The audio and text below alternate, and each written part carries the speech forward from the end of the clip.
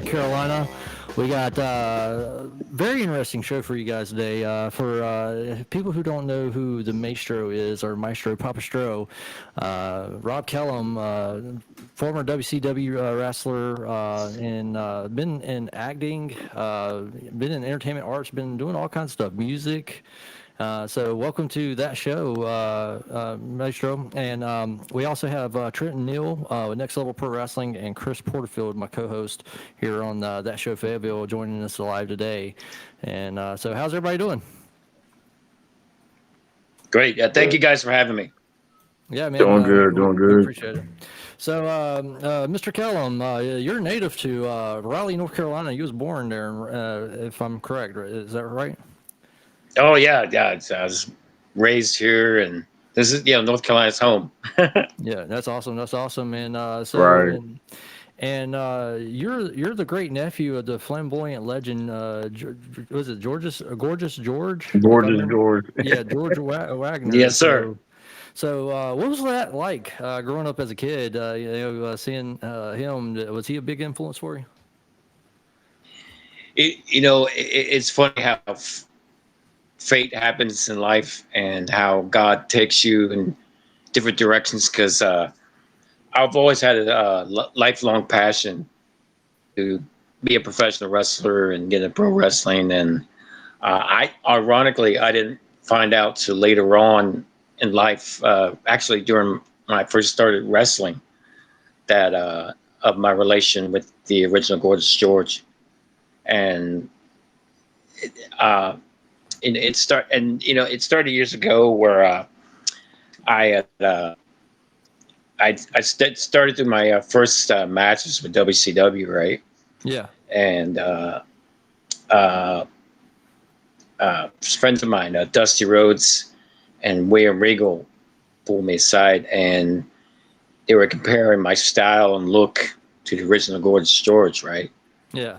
And then it just escalated from there. I had more people tell me the same thing, and it started snowballing. So I went to my grandpa one day, and I asked, Grandpa, and I told him the situation, and it's my grandpa stepped back and looked at me, and he says, "You didn't know?"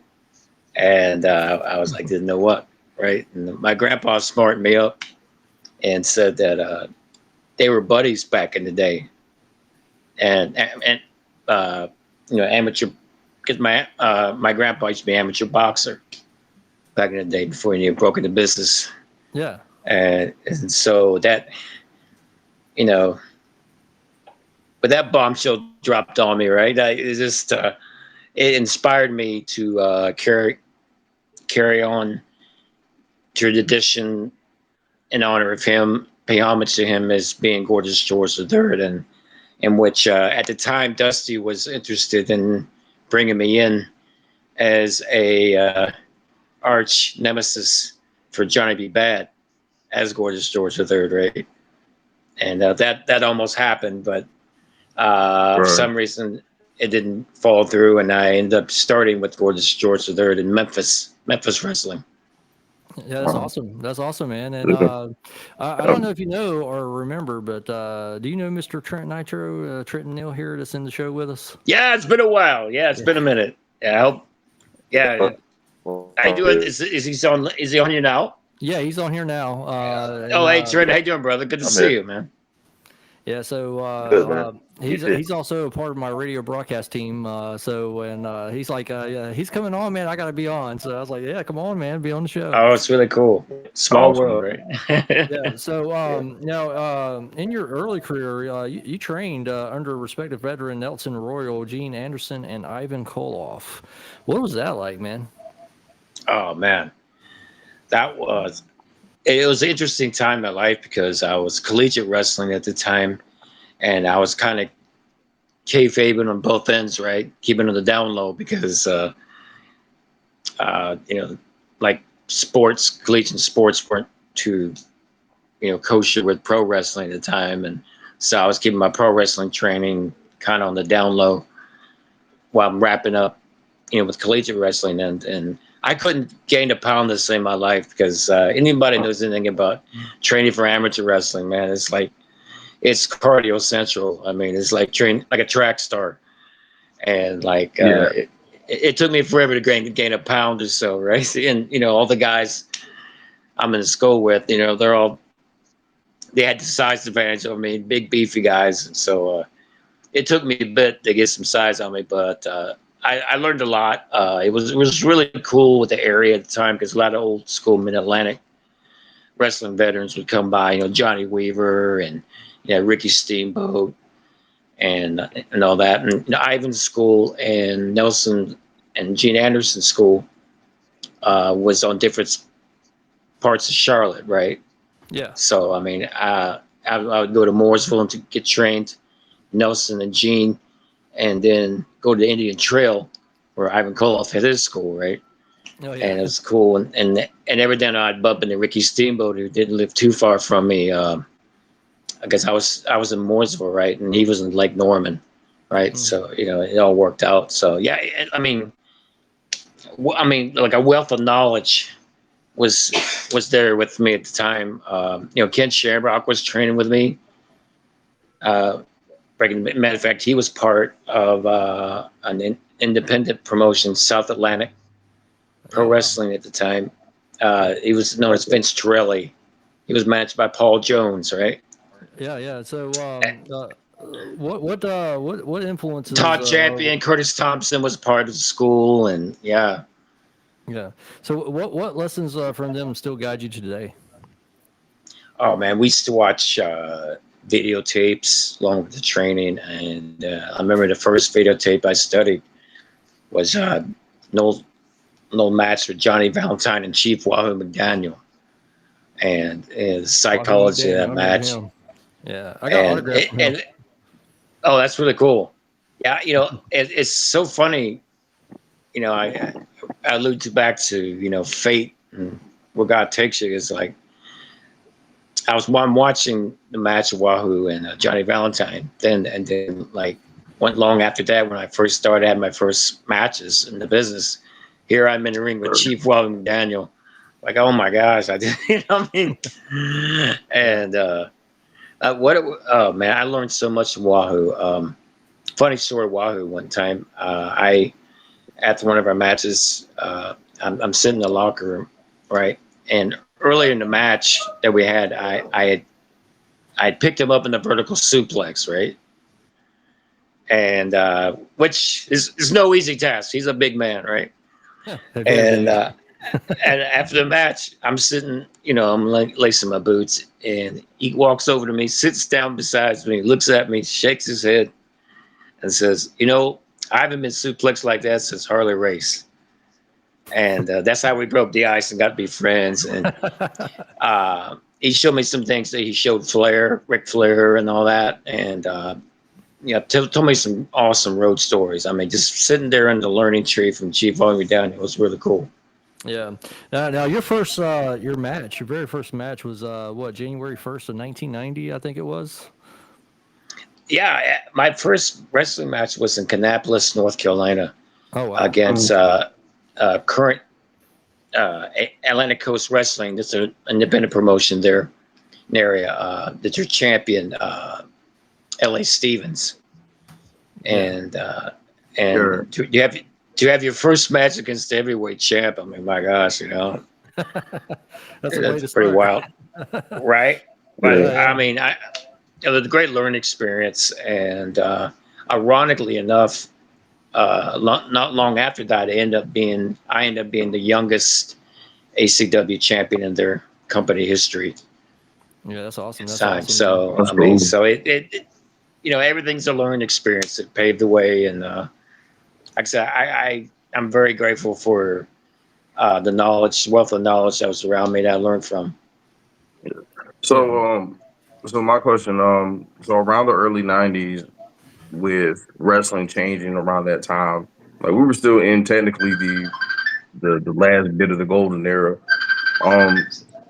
Give like what's the way I want to say it? Like, what was it like in the indies in the early '90s back then? Because because right after the '80s, it just like things started slowing down. There was no territories.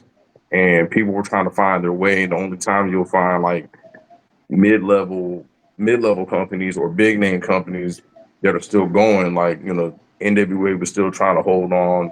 Japan, they're still doing good, even though they went through their slump. Mexico, what was it like back then? What was it harder, or was it, what was that shift in that time frame was like? Well, when I broke into business, it was like during the latter parts of the territories in which, like you said, wrestling was going through a transition into like a valley stage. It always goes to peak and valley stages through the years. It's a cycle, and Mm-hmm. it was tough. It was really tough, and the business was really close knit. I mean, we didn't just let anybody break in pro wrestling. You had to really pay the dues, earn your keep, and just proved you belonged. And I mean, it Sure. wasn't an easy task. I mean, it was tough, but Yeah. it's like anything else. You got to be persistent at it, and you have your good days and bad days. And even though it was a hard time being in the business, you just you just got to keep at it, keep hitting the roads, keep making the towns, and do what you can to better yourself in your career uh, and all that. So, Yeah. it was a tough time, but it was tough for everybody. Because we had to really earn our stripes. Yeah, that's good. So, Yeah. go ahead, Chris. I was gonna say, that, I mean, I can definitely understand it, because it was still like an industry. It's just the industry, like, was you just feel like that, man. The industry just shrinking and shrinking, like, and I think, and I've heard so many similar stories, like, will pro wrestling will still continue on. You know, Yeah. So, Mr. Kellum, in Smoky Mountain Wrestling, you had a notable rivalries with Tim Horner and Chris Candio. How did working with SMW shape your style when you came out and started wrestling? Oh man, Smoky Mountain Wrestling helped me tremendously. I mean, at the time, Smoky Mountain Wrestling was the liaison between WWE and WCW, and the talent that was there at the time was just second to none. I mean, we had young stars like myself.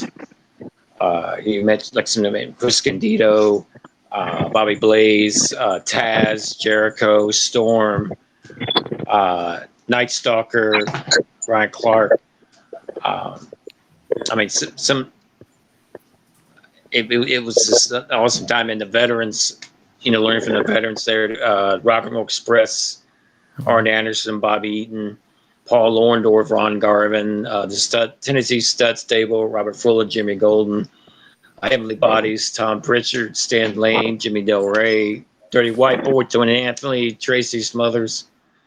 Oh my God, Kevin Sullivan, uh, and Primetime Brian Lee. The massive roster, and I learned so much from them. And Cornette, uh, those guys really looked out for me, and it helped pave the way for a lot of things ahead for my career. So I'm forever grateful for my run Smoky Mountain Wrestling. And you mentioned Chris Candido earlier. We know I miss Chris so much. What an awesome talent he was. And at the time, Smoky Mountain, we were about the same age, and we were just two young kids trying to break and make our name in the business. And it's a very special time for me. Yeah. So, So, go but ahead, Trent. yeah, I want to ask a question. How was it? I think you told me this story before. I don't know if you remember. How was it working for Jim Cornette?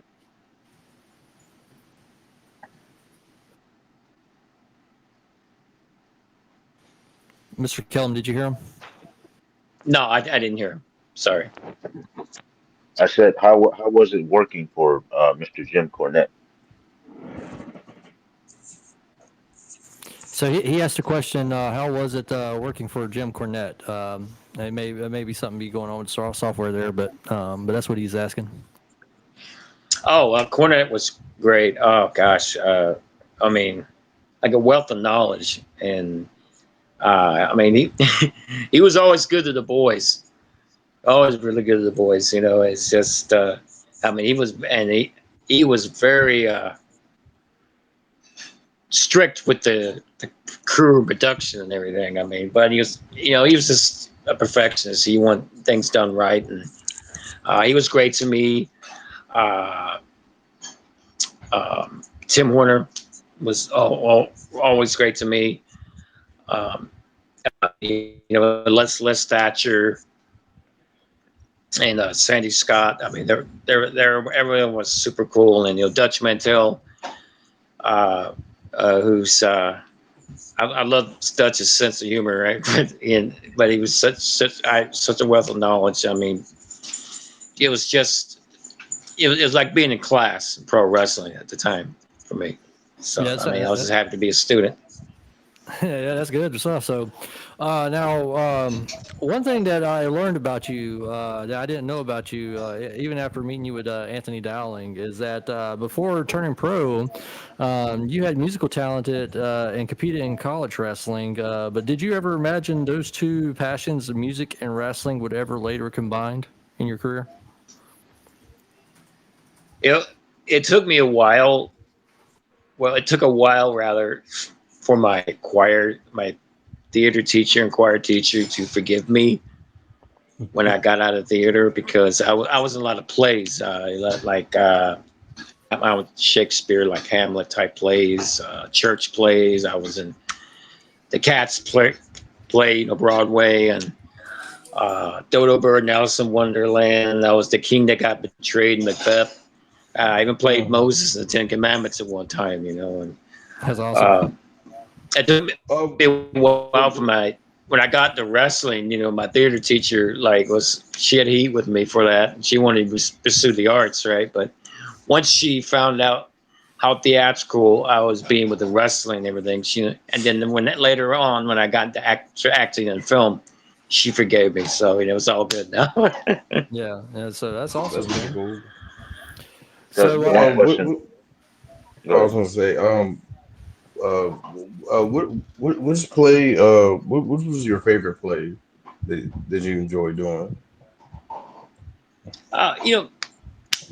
Various ones. Macbeth was really cool. Okay. Macbeth was cool. Those Cats outfits were like so hot. We didn't have like we have now with AI or CG. You know what I mean? It was just we had to wear these furry suits. Right. But those medieval type plays. I always dug because I'm a fan of that time period, and the knights and the kings and awesome. that type castles. So it's all good. Right. So now, when you got into WCW, that was the Maestro era. So how did the opportunity to join WCW in 1999 come about for you? Oh, that's an interesting story all in itself. Oh my gosh.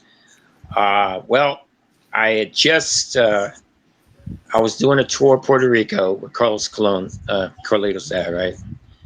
And I was staying in the condo in San Juan. Sean Morley was my roommate, Balvinus, right?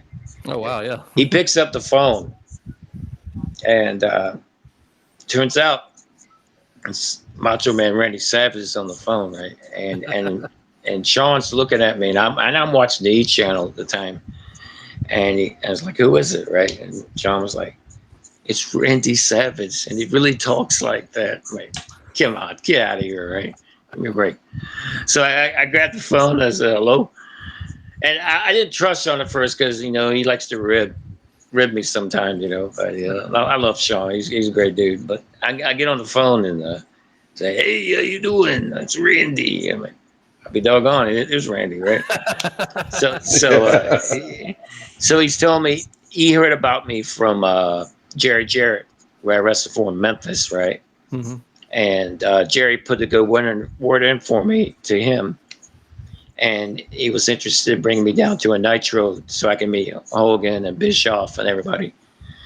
And I, okay, sure. So they flew me down to the Nitro there, and I mean, they had limousine service and everything, and I got to meet Hogan and Bischoff, and of course Randy. Yeah.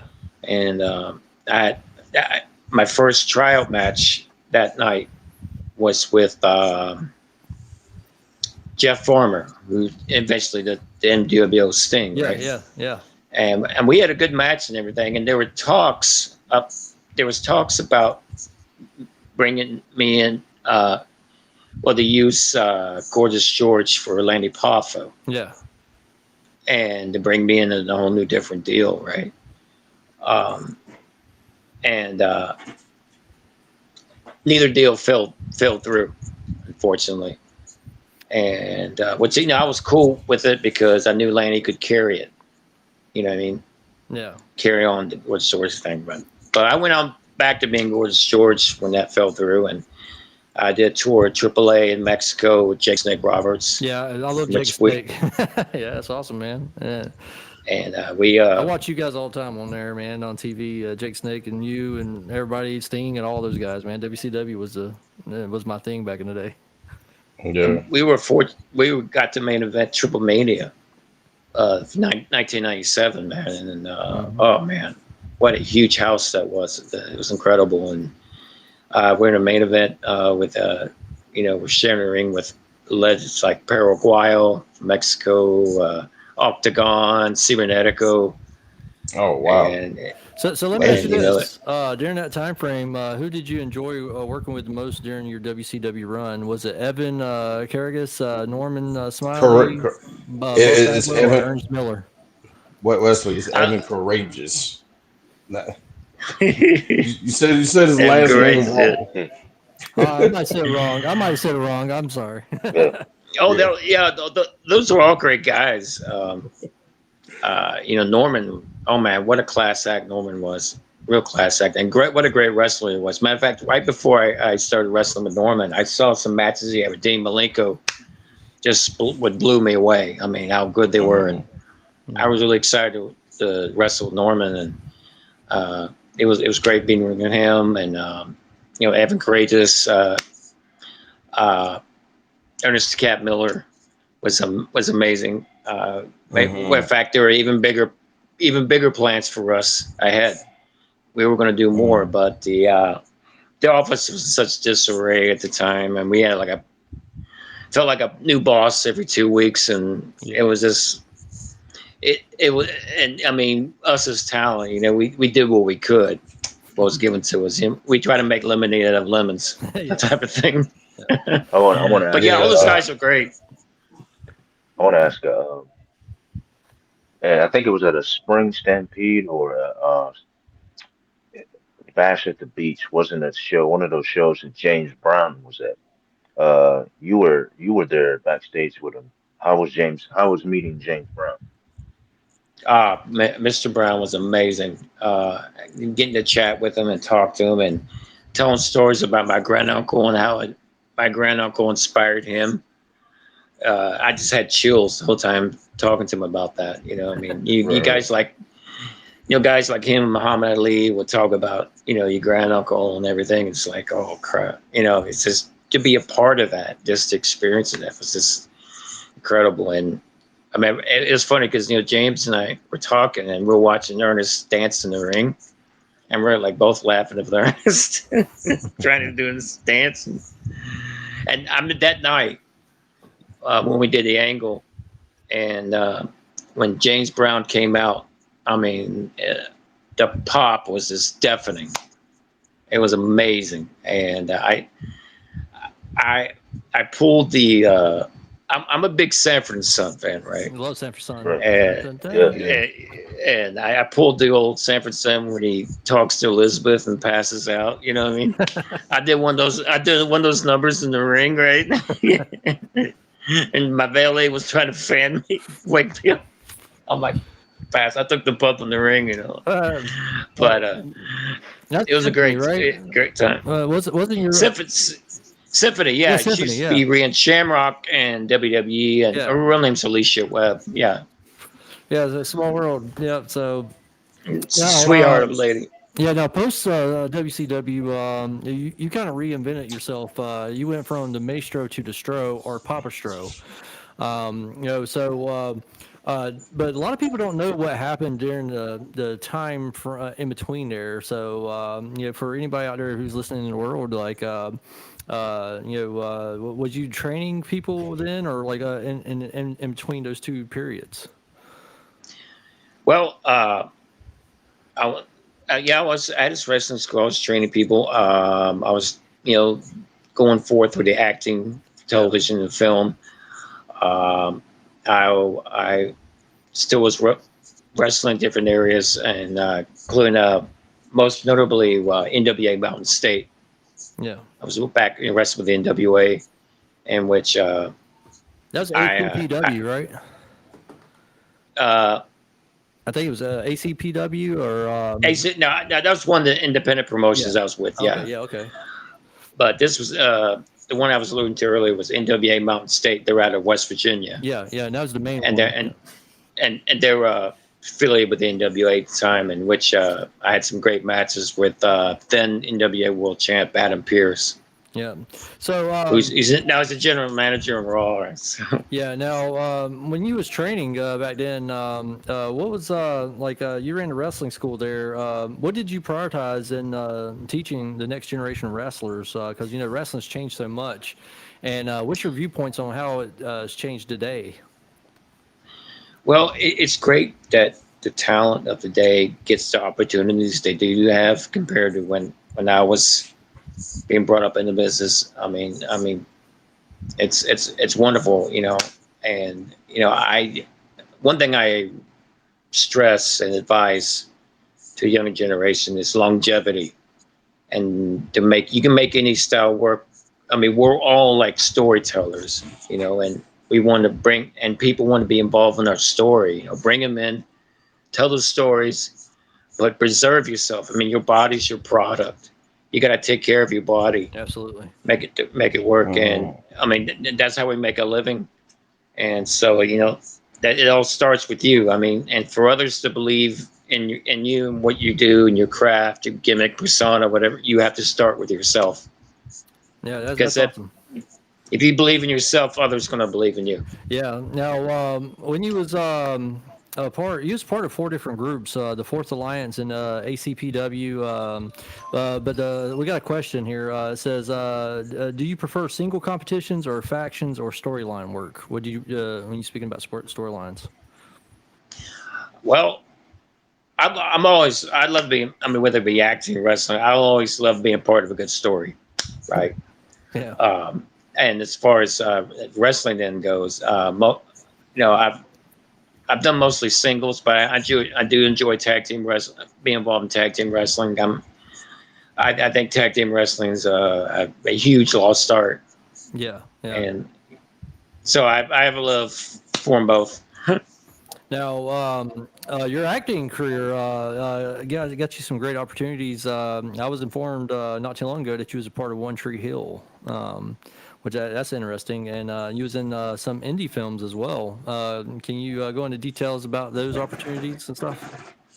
Yeah, I was in One Tree Hill. I've been in Secrets and Lies on ABC, Good Behavior in TNT, Sleepy Hollow on Fox. And some of the independent films I've been involved. One's a DC fan film called The Devil's Daughter, a Harlequin Story, where I portrayed Dr. Arkham. Oh wow, that's awesome. Right. And that won me a nomination at the Cannes Film Festival in France Mm-hmm. for that. Also, I have my own IMDb. Actually, you can check out my filmography and Yeah. some Yeah, short he does. films and I have documentaries I'm a part of and everything. So That's Okay. awesome, man. So you've had a pretty exciting life. It seems like that's awesome, man. yeah, and Yeah. being involved with acting, on the producing end, stunt choreography, etc.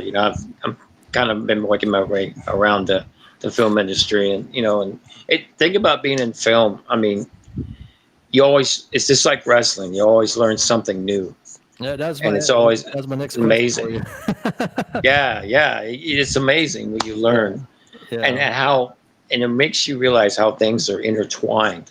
yeah, Everything is, we're all part of the same matrix, right? And yeah.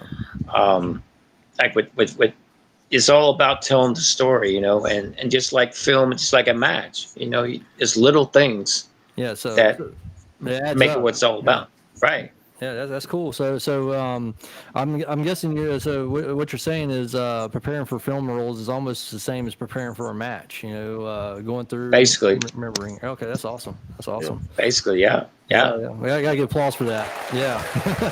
Yeah, I mean, it's the little things too. I mean, the little things makes a match just like it would in film, and to make a scene stand out.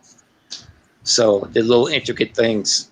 Yeah. So we have a message from one of our sponsors here, and this is part of an organization you was part of. I'm going to play it right here. Working with a All right. network of industry professionals, Eno River Media strives to grow a stronger North Carolina film economy through advocacy. Please visit our website at enorivermedia.com and donate. Your donation creates a more vibrant North Carolina film and television industry. Thank you. That's from Eno River Media Entertainment, and you was part of that, and that's actually how we met. Through Yeah. I'm still with them actually. Yeah, that's awesome. I'm still with them on the board. I'm a former vice president for Eno River Media, and they do great things, helping out with the film industry in the East Coast and abroad. Yeah. So awesome. so it's been a real honor being a part of that and being a part of the great people that it consists of. Yeah. Trent, you got any other questions? I thought you, like you said, you had a question or something. I'm not sure. Yeah. Like, I got many questions. First off, I spent like 18 hours on a weekend with this dude in the car. He got sick and tired of me. He threw me out the car. Yeah.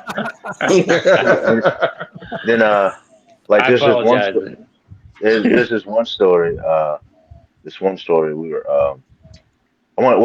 before I tell this one story, I gotta tell the story. We were traveling up to New Jersey, right? And I couldn't drive, and he had to drive the whole way there. And it was like he was yawning and yawning. And then he probably don't remember. This is one point where he was nodding off while driving. I was like, "Come on, dude, wake up! I'm not trying to have an accident, man." It was 3 o'clock in the morning. We were coming from Parsippany, I think it was Parsippany, New Jersey, one of those towns. Yeah, Parsippany, Yeah, it was New Jersey. Pacific. Yeah. Yeah. And so we were in the locker room. This other story I got. We were in the locker room. The UPWA was a promotion that we both worked for. Yeah. Don Brower and his Don Brower, Moses Manson, rest in peace. Mike Orlando, Sonny Kiss used to work for that promotion also. So this is one time I was in the locker room and there's this baby carriage, right? So I'm thinking somebody's got one of the wrestlers has a little kid, a little baby, and I'm walking. I guess I'm going back to my spot to get dressed and finish getting dressed, and I bump into the baby carriage, and I was like, oh my god, I'm so sorry, and it's Stro and it's him. He's like, oh no man, you're fine. And I look at the baby carriage. It's a mannequin baby. I'm like, man, what? No. That's funny. It's a mannequin. Come on, yo. So Yeah, that was my whack doppelganger. Oh God. So That's all part of that's a whole new story itself. I used to have a Papa Stro persona, like real creepy type persona, and Dorothy was the doll I would hang around with, and I'd put her in a Yeah. carriage. Yeah. So, Trent, let me ask you this question. During that 18-hour trip, what was the number one thing that you learned from Mr. Stro here? I think it was, if I can remember, this is like almost 10 years ago now. He told me the same thing that Hang Time used to tell me is like when you're in your match, less is more. Like you don't have to do 1,000 moves. You can do all those thousands. You can do all these flips and stuff like that. But if people don't remember it, they don't remember it. So less Yeah. is more. Slowing down and soaking in the moment. It's like Yeah. when you're going over your match in the back. You're trying to remember all of these moves, all this, trying to remember this spot and that spot. The key thing is slowing down. Less is more. Don't try to rush through the match. Just soak in and enjoy the moment. Yeah. And it's like it's and I got a story about when we went up to New Jersey and we had that match. I forgot who he. I think he was working either LA Tank or he had a faction and they were in a war against I think it was either the Moses Manson family or somebody else. But I had a match against this guy named Buster Jackson, and Yeah. I had this girl on my mind during the match. So I can remember the match. I can remember the things that we were supposed to do, but I couldn't get this girl off my mind to save my life. And we come to the back, and the promoter was like, because the promoter was Don, he was going to give me a push.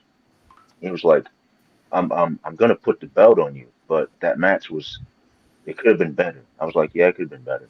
So I get to the back and we go to the outside and me and the guy I worked, we're having a conversation.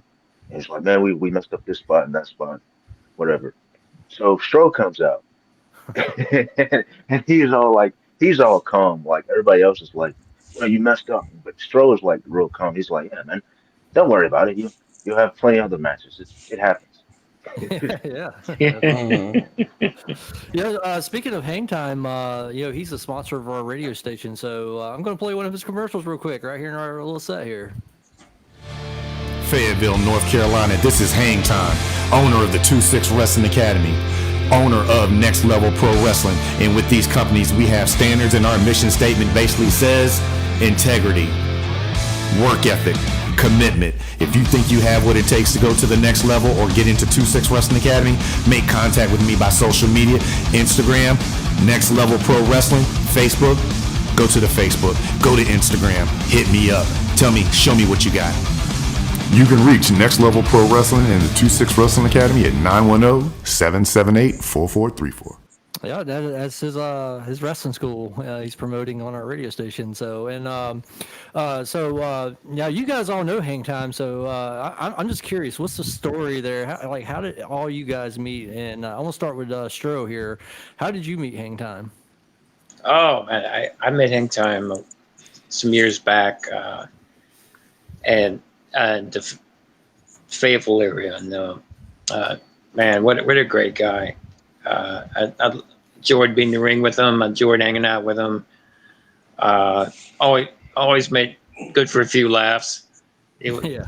Cracked me up a few times, and we had a match one time with Nikita Koloff being our special guest referee, which was really cool.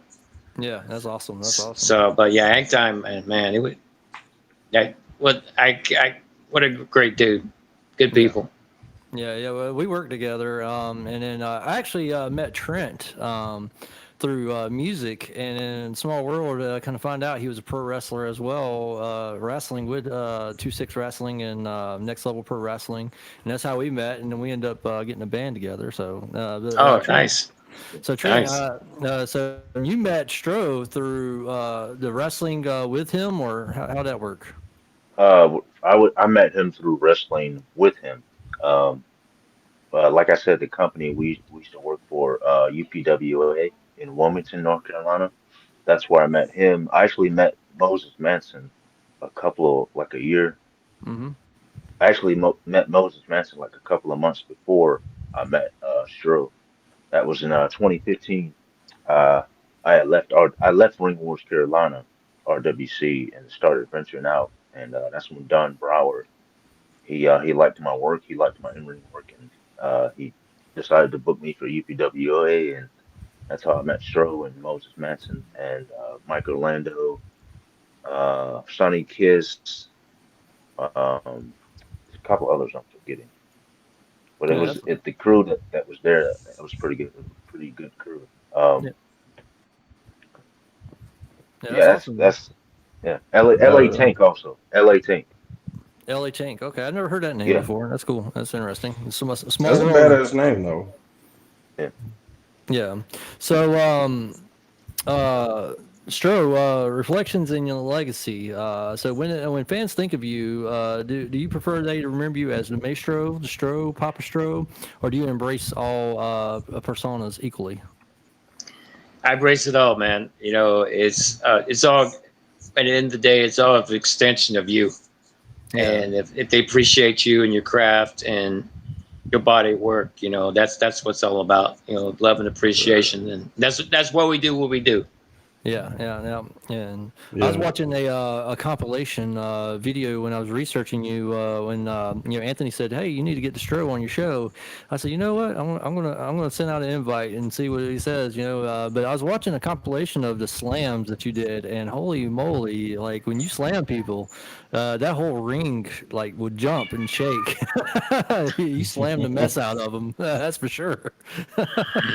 Oh man, I was a pistol, man. Oh my god, I well I had some training years ago. I was with I used to train with a mixed martial arts group called PWFI.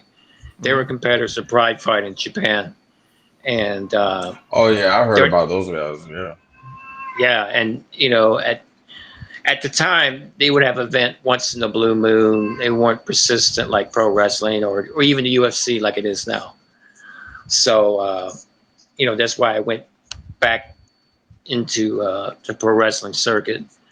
But I learned a lot. I did. I learned so much about pressure points, takedowns. I remember our sensei when they were teaching us, right? With first thing I remember him doing was like 60 different leg submission holds in 2 minutes flat. And our jaws were dropping, right? But thankfully took time out to show each one real slow, right? And up to that point, I had the wrestling background and everything, but I had no knowledge of striking and submissions and all that. But I learned that over there, and then got to train with Dan Severn and watched matches with Gary Albright, and Vader was there at the time. The Takada was the champion, I believe. But it was a great learning experience, and it helped me greatly when I got back into pro wrestling to know what to do, how to protect yourself, and how to protect others in case the time was needed for it. Yeah, yeah. Right. Now, in wrestling, accidents and stuff like that can happen and stuff like that. So, like, what's the requirements for you as a wrestler? Like, is there like things where you have to carry a certain amount of insurance as an individual, or like how's that work in the wrestling community? Well, we need more insurance than we're given. Let's put it that way. Right. You Yeah, know I agree. what we do. Oh my gosh! Yeah. But it's like we're prepared. We're always prepared, even though it's a planned strategy going in.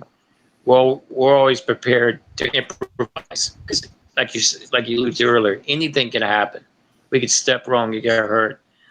Someone could lose their cool, or some rage fan could go AWOL, if you will. I mean, we have to be prepared at all times for different situations. I mean, there's a lot that goes into being a pro wrestler. So many aspects of it that we have to be aware of. It's not just the wrestling. It's we have to be aware of our surroundings, what's going on, and it's basically it's a team effort. We all have to look out for each other. Right. I will. Did, I will ask. Go ahead. I was gonna ask, have you ever sustained any injuries or near injuries or any almost injured where you like sprained yourself or anything like that?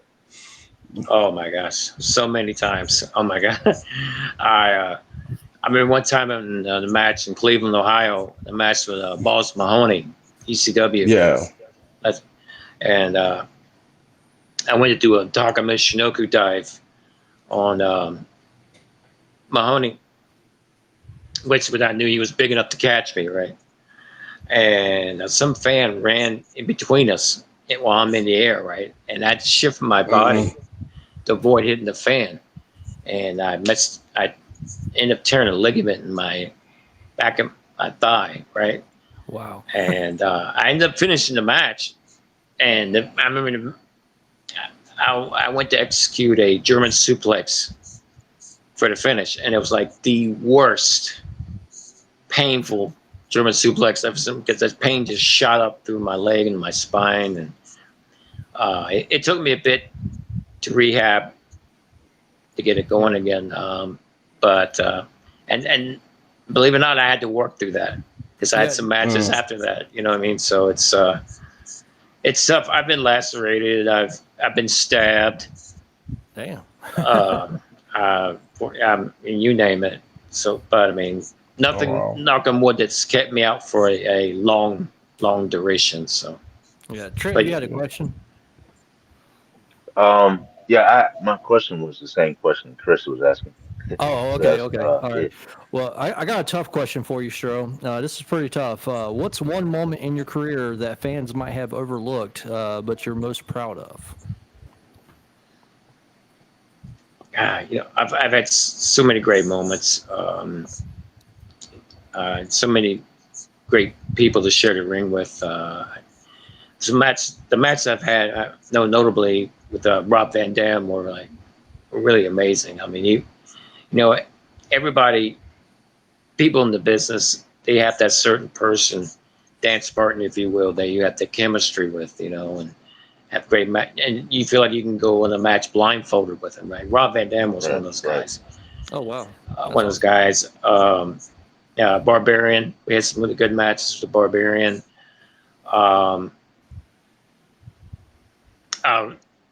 Ricky Steamboat was amazing. My gosh. Being Ricky was tough. Matt with him, Bobby Eaton was just amazing. Tony Atlas had some good matches with Tony Atlas, and I learned a lot from Tony. And Pistol Bess Watley was like one of my kind of like behind the scenes mentors at the time. Him and Junkyard Dog, and they gave me a lot of good advice. So there's a question from a fan here. They say, what or how many times do you find yourself reflecting back on everything you've done in your life, and what makes you the most proud? So that's kind of close to what we just asked, I think. But well, I'm just to be a part of this great wrestling family. It's always been a lifelong passion for me, and the fact that I've helped others succeed their dreams in the business, and the people I've helped to get where they're at today, to realize I had a hand in it. I just kind of live vicariously to their happiness, right? So it always makes me feel good to see people do well. I mean, I know you hear stories about some people are afraid they'll get too much shine, they'll take away from our spot or deal or all that, but it never bothered me. Because there's room for success for everybody that wants to pursue it. And if just when you see somebody having that level of success and happiness, and you realize you were a part of that, it just elevates you just as much as it does them, right? So it's a good feeling. all right, there's another question here. It says, you've had over 3 decades in the business. What advice would you give young wrestlers chasing the dream today? Well, never give up. Never be persistent. Take care of yourself. learn from as many people that have reached that level. You know, I mean, success breeds success. Yeah. You know what I mean? Iron sharpens iron, right? Yeah. Real recognizes Right. real. So, learn from the best and be yourself. You know, every persona, gimmick, whatever, the ones that last are because they're extensions of your own personality, Yeah. of who you are. So I like you that. just take who you are and simplify it and exaggerate it tenfold. All right. That's awesome. And we got another message from a sponsor here. We're going to play real quick, and then we're going to get in some more details here.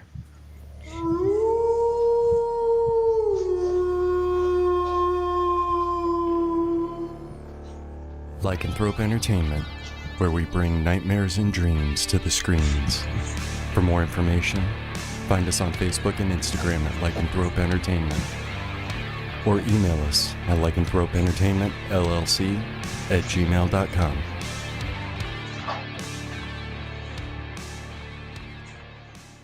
All right, that's a message from Lycanthrope Entertainment. They're part of the North Carolina Film Festival.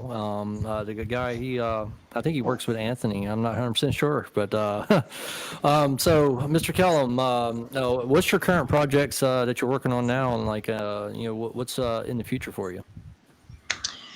Well, I'm just getting my health back up to speed now, and everything. I've had a rough go of it health-wise the past couple of years, but I'm back in the area.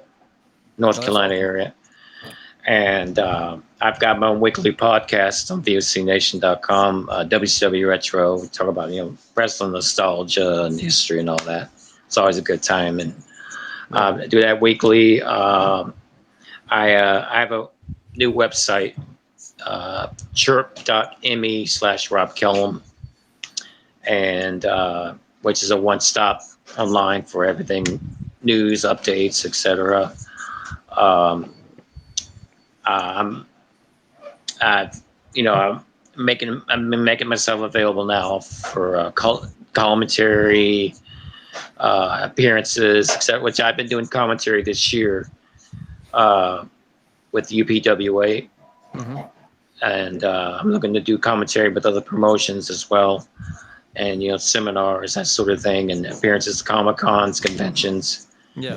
So forth. So I'm kind of getting back out there now that I'm getting my health back up to speed, and I'm in a much better place. So yeah, well, You that's had, amazing. So applause for that. Yeah, well, we're happy you're back, man. And doing what I can with I've been helping back with the Eno River Media too. I'm back helping out with them, and just anywhere I feel the good Lord takes me, right? Because I'm here because the grace of Jesus. Yeah, He saved my life. Verse? What's your, I guess your greatest quote from the Bible that you love the most? There's two actually, John 3:16 and Jeremiah 29:11. That's awesome. That's yeah, awesome. They're two great verses, and it got me through a lot of hard times. And like I said, I've survived a coma. Multiple surgeries, and God knows, being dangerous environment, etc. Past couple of years, and I moved away out of state, unfortunately, and got stuck off the grid, if you will, and was away, abandoned from society, that sort of thing. So I mean, the journey to come back here, it's been a long one, but. God saved me when the world thought I was done. God said, "No, you're not leaving yet." So here I am, and that's right. Amen. So I'm just blessed to be here with you all. Yeah. Amen to that. Amen to we're that. glad to have you, man. Now, Chris, did they get rid of the Fayetteville Comic-Con, or is it something else? Do you know? It's they sort of kind of did, but I think they changed it to fan something. Fandom or something? I think Yeah, something like that. I think they're still trying to keep the spirit of the Comic-Con thing, but just like I guess they're going through a different ownership, different stuff.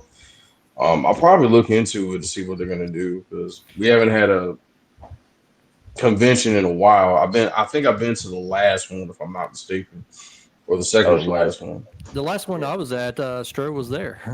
Yeah. Sure, Oh, was right. there was it? Yeah, for a Okay, while. wasn't that in wasn't that Rob Van last Dam was there April? too. No, that was was a it? while back. I think it Was was it over a year 2023 around ago. that time? Or was okay? I got confused. I It, went to the. 'Cause I was thinking about the one from 2023. no, Yeah. I think the But last one was last year, wasn't it? It was last yeah, 2024. yeah, Yeah. yeah. I know they The did last one, one was but it last wasn't. year. If I remember correctly, it wasn't as successful as the one that Stro was at. You talking about Galaxy Con?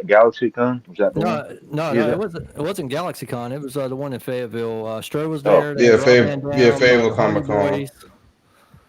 So all those guys were there. So, but Stro, we're approaching an hour. I don't want to take up too much of your time, but I try to keep the shows to an hour. So I really appreciate you being on that show, Fayetteville, Haynes Broadcasting. We broadcast to 33 million people worldwide through Live 365, and it's been a blessing to have you on, and it's good to see that you're doing good, man. Thank you all so much, and any help I can be with you guys, yeah, please let me know. Oh, yeah, Thank you. anytime. Yeah, and Anytime, man. there is an event coming up October 25th. If you're in the area of Fayetteville or Rayford, North Carolina, Castle Hoke, they have an event. It's a vampire concert thing, but they're going to have the sexiest vampire competition. They're looking for judges. Okay. A guy named Jurgen runs it. He's actually a sponsor of us, and I'm going to play his sponsorship since we're talking about him. I'm going to play it right here, right now. Looking for the perfect venue for your next big event? Welcome to Castle Hoke, located at 1307 Myra Road in Rayford, North Carolina, where unforgettable moments come to life. Whether it's a rocking concert, a magical wedding, a spooky vampire ball, or a corporate event that leaves an impression, Castle Hoke has the space, the style, and the services you need. From elegant wedding ceremonies to high-energy concerts, Castle Hoke is the go-to spot for hosting the events that matter. Book now at Castle Hoke and turn your dreams into reality. Call 910-229-6974 to book your event today. Castle Hoke is a proud sponsor of Haynes Broadcasting. And that's Castle Hoke. But if you're out, they're going to have the sexiest vampire competition for the sexiest dressed vampire. So if you're out, I invited Anthony out. We're going to be broadcasting live there and interviewing bands. So if you want to come on and be a co-host, we'll love to have you out there. We're going to be interviewing bands and the vampires. So it's going to be cool. So, but that's it for that show. I appreciate everybody coming on. Chris, Trent, I appreciate you being part of this. And anything we could do in the future to help promote anything that you got, send it to me. We'll promote it for free on our website, as well as the all the station networks. We got over 300 platforms we're on right now, and I've been doing this since 2004, so it's been a blessing. So, Thank you all for having me, and God bless you all. All right, and that's it for that show, Fayetteville. You guys listen to us show Fayetteville. Check us out on HaynesBroadcasting.org, and that's it for that show. Peace.